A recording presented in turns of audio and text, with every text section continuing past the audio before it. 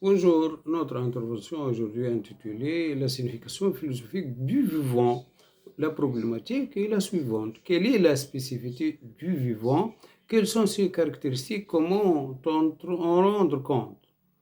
La spécificité de l'être vivant, en définition, posséder la vie, c'est d'abord se distinguer de l'inerte. À l'inverse du minéral, le végétal et l'animal se caractérisent par leur capacité à se développer. Ils naissaient et ils meuraient. Aristote dit la vie est le fait de se nourrir, de grandir et de périr par soi-même. Nous parlons d'abord d'être vivant pour désigner une réalité naturelle possédant la capacité d'exister par elle-même. Kant assigne ainsi au vivant une force formatrice interne, c'est-à-dire une capacité d'auto-organisation qui découle du fait que le vivant est en vie. Cette force formatrice interne s'observe au travers de trois grandes spécificités propres au vivant. Un chêne est un chêne dans la mesure où il appartient en tant qu'arbre à l'espèce chêne. Un chêne produit un chêne selon une loi naturelle propre. Mais le chêne se développe également en tant qu'individu particulier. C'est donc l'individu vivant particulier qui produit une réaction au milieu où il se trouve. Si je coupe telle ou telle branche de chêne, il pourra en repousser une, car le vivant réagit. B. Le vivant est l'objet technique. Donc, chaque produit de la nature, toute partie, interagit avec le tout et possède une fin naturelle propre à chaque espèce. Or, l'objet inanimé ne possède pas de telle fin. Un objet conçu par l'homme ne possède pas de fin naturelle, mais une visée déterminée. Exemple, une montre, bien qu'elle soit composée de différentes parties de rouage et des aiguilles, ne possède pas de fin naturelle car aucune des parties prises par elle-même n'existe par elle-même. De plus, contrairement à un objet technique, le corps naturel organisé possède une complexité d'organisation. Leibniz affirme pour l'illustrer les machines de la nature, c'est-à-dire le corps vivant, sont encore machines dans leur moindre partie, jusqu'à l'infini. C'est ce qui fait la différence entre la nature et l'art, c'est-à-dire entre l'art divin et le nôtre. Monadologie, son œuvre maîtresse. Deuxièmement, le vivant entre mécanisme et vitalisme. Les mécanismes. On a souvent rapproché le fonctionnement de l'être vivant et celui de la machine, selon le modèle de l'automate ou de l'animal-machine. C'est ce que l'on appelle le mécanisme. Descartes propose ainsi d'appliquer les règles de la physique au corps naturel organisé, celui de l'homme comme celui de l'animal. En ce sens, étudier un être vivant, c'est interroger le rouage d'un corps, expliquer sa chaleur, mettre en évidence son organisation, ses actions.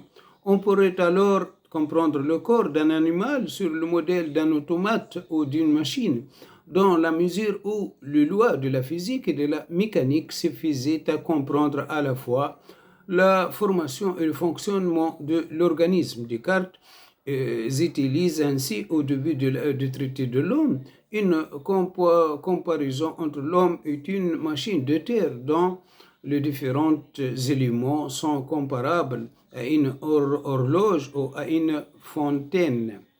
B. Le vitalisme au mécanisme s'oppose le vitalisme. Pour les partisans du vitalisme, Aristote, Bergson, on ne peut pas réduire le vivant à des règles ou à des lois physiques ou mécaniques, car le vivant relève d'un autre ordre de réalité. Le vivant possède une spécificité telle que le comprendre. Il faut en quelque sorte accorder une exception au statut de la vie. La matière vivante serait ainsi animée d'un principe vital, une force qui l'anime Troisièmement, comment concevoir une science du vivant? Comment faire une science à partir de vivant? Se pose alors le problème de déterminer comment l'on pourrait établir une science de vivant.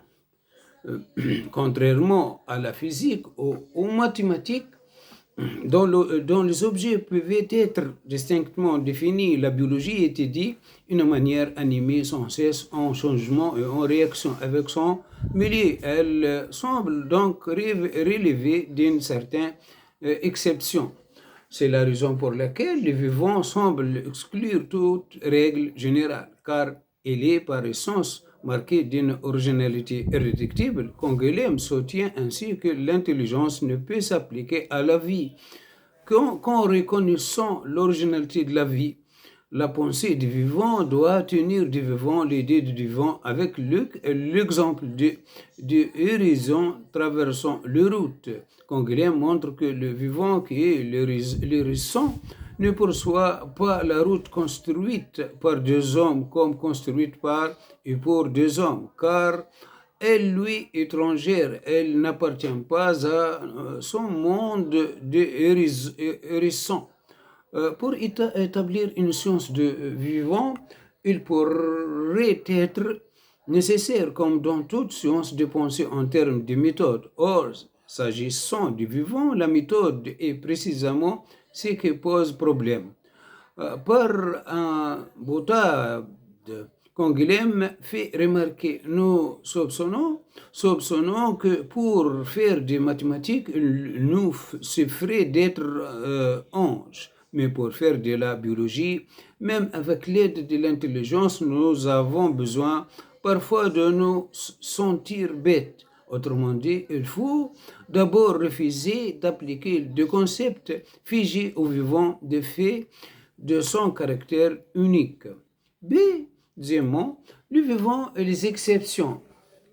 L'une des illustrations du caractère parfois imprévisibles du vivant sont le monstre.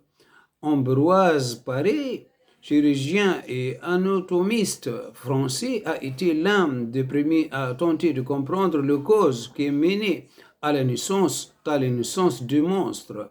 Perturbation de l'organisation interne au choc venu de l'extérieur, mais le XVIIe siècle, ou bien XVIe siècle, laisse encore une place importante aux superstitions.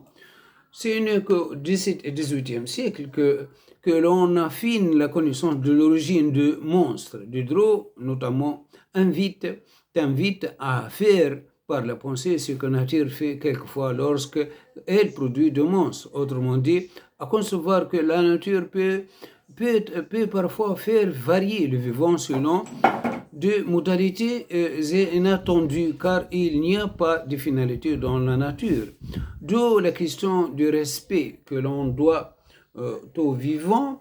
La bioéthique, le loi régissant la recherche expérimentale sur les embryons humains, loi numéro 2013-715 du 6 août 2013, ou encore les comités d'éthique sont des indicateurs très nets de la façon dont les vivants est aujourd'hui considéré comme un objet spécifique à la fois sur le plan scientifique et juridique. Voilà notre intervention intitulée La signification philosophique du vivant est terminée. Merci bien de votre attention. Au revoir.